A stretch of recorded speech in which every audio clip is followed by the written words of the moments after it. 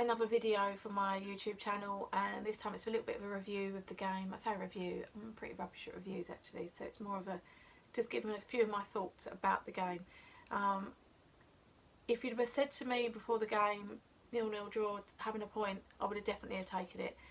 I was concerned, particularly after last season and losing 5-1. I was dreading that. I thought, please don't let it go like that, and at no point was there any risk of that really. I don't think Arsenal were that great, but I think we did really well. We played well as a team.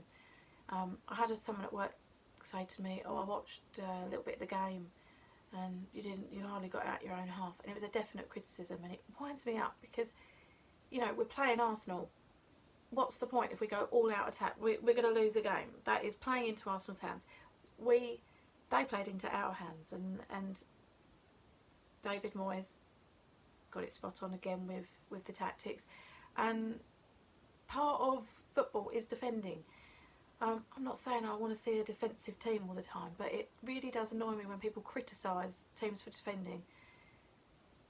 And I think we defended well, but I also thought that I still thought there were chances that we could break and that we would be dangerous, and that's mainly down to Arnautovic, who was really, really good. He's really starting to show what he's capable of and why we paid the price we did. I watched him and I was kind of felt like excitement. I felt that actually he can take on players, and I feel like we've lacked that since Payet. I'm not comparing him to Payet, but I just feel like actually if he goes on and starts being the player that he obviously is and he's capable of, and the fans get behind him, I think that could be something quite special. So that's quite exciting for me. But anyway, going back, yeah, good team performance. So when people criticise and say, oh, you just defended, it winds me up.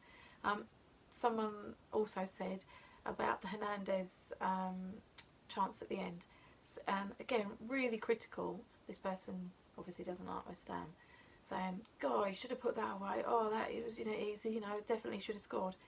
I'm not having that.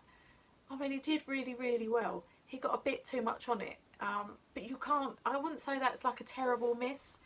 So that annoyed me today. Rather than congratulating us for playing well and doing what we needed to do, people criticise. So anyway, it's best not to talk about football with people at work because it just gets me annoyed, and I have to be professional, sadly. Anyway, a few of the players. First of all, Adrian. Now, I really like Adrian, but who the hell decides the man of the matches in the ground? It's happened before. I'm not sure if it was Carroll or something a few months ago. They announced it and everyone looked around at each other baffled every time, like, who decides that? He hardly made any saves. I don't get it.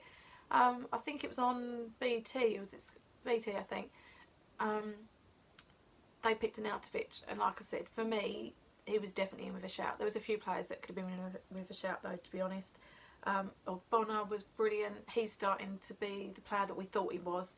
A little while ago, he played really, really well. I think the whole of the defence played well. Creswell seems to be suiting him playing that position, so hopefully that's something that he can continue and get back to the form that he had a couple of seasons ago, because sadly after his injury he's not really come back and been the same player.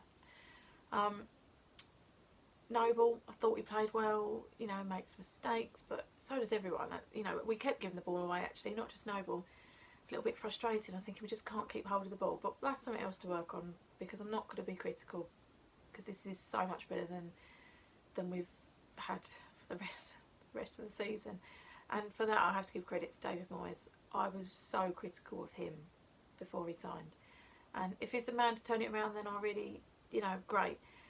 I'm still not going to say that I think it was the right decision, but I have to give credit. It's a definitely improved team. And although we're still in a really worrying position, I've got a little bit of hope that we can actually get out of it now.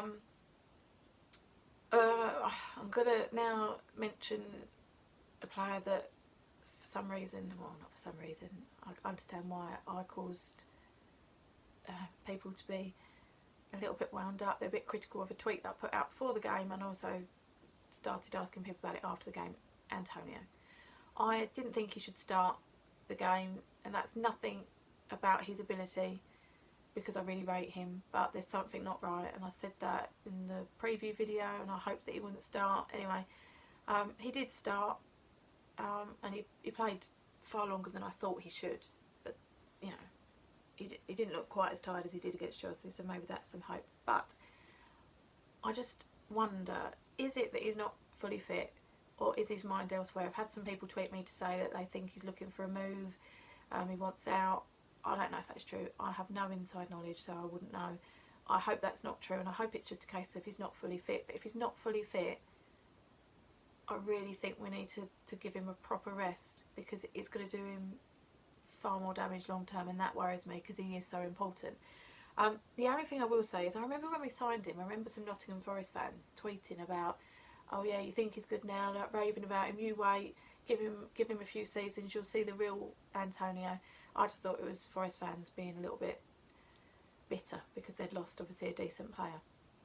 I've looked back through some tweets and seen people say things, and I've also tweeted a couple of Forest fans and they've replied to me, and they have said a similar thing to what we're seeing, which is a little bit worrying. You know, at times he looks lazy, uninterested. If he's not on form, then it's pointless in being on the field, really. And that's kind of true, because he's so strong. If he's not fit, then we're losing that. You know, we're losing all the strength, the pace, the power. All of that is gone. And I'm a little bit worried if it's coinciding with transfer window.